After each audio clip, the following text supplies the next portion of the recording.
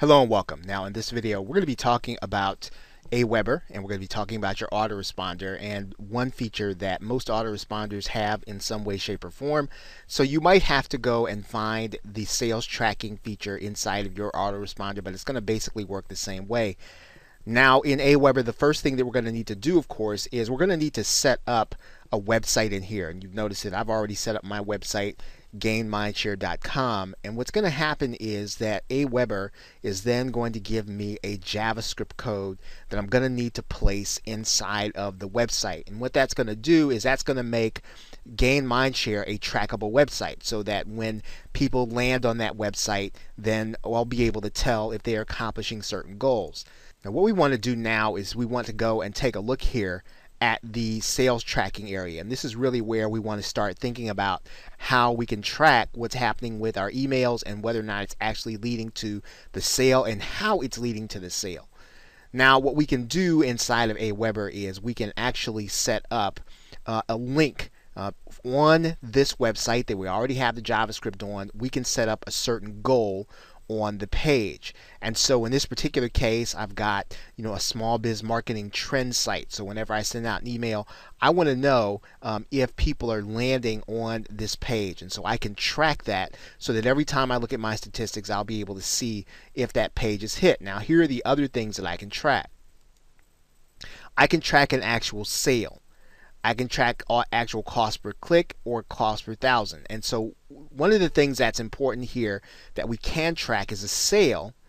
And if we know that a person has made it to a certain landing page or our thank you page, we can then give that page some monetary value. We can then say, hey, this was a $17 product.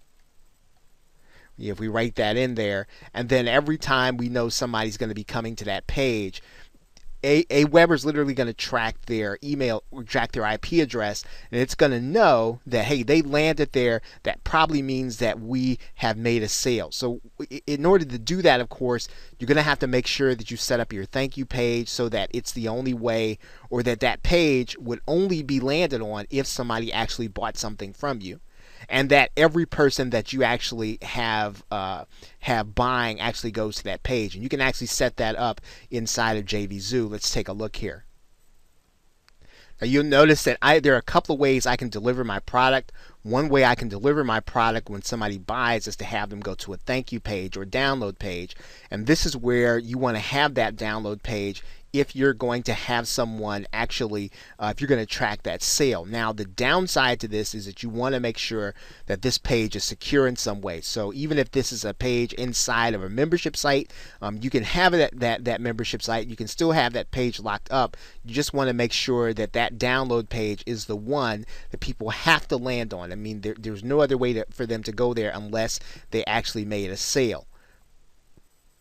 Now you can also do this inside of GetResponse, and remember, and you're going to have to go through much the same process. You're going to have to verify your domain first with GetResponse, and that means you're going to have to be in control of the domain. So if you're using WordPress.com or you're using Blogger.com, that's not going to work with the sales tracking, probably in Aweber, but definitely not in GetResponse. And I'll tell you why it's important for it to work in GetResponse now.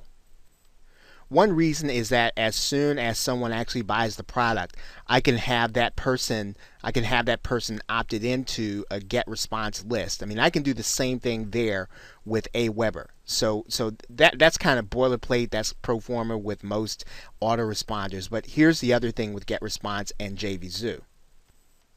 If I wanted to promote this product as an affiliate, okay, yes, I'm going to go ahead and get my affiliate links, but what I can also do is I can also integrate my autoresponder, right? But the only autoresponder that I can integrate at this point is going to be GetResponse, right? And so GetResponse and JVZoo tie in that way, and that's important because if I have someone who's a prospect and the first product that they actually buy is an affiliate offer, I still want them taken off of the prospect list.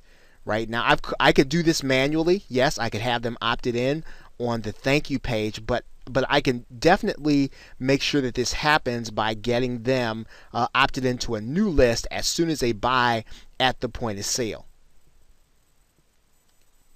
So that is how you do sales tracking, and what it does is it gives you an idea of how your email marketing is being, or how effective your email marketing is, and how it leads to actual revenue and profit. Okay, so with that, thanks, and I will see you in another video.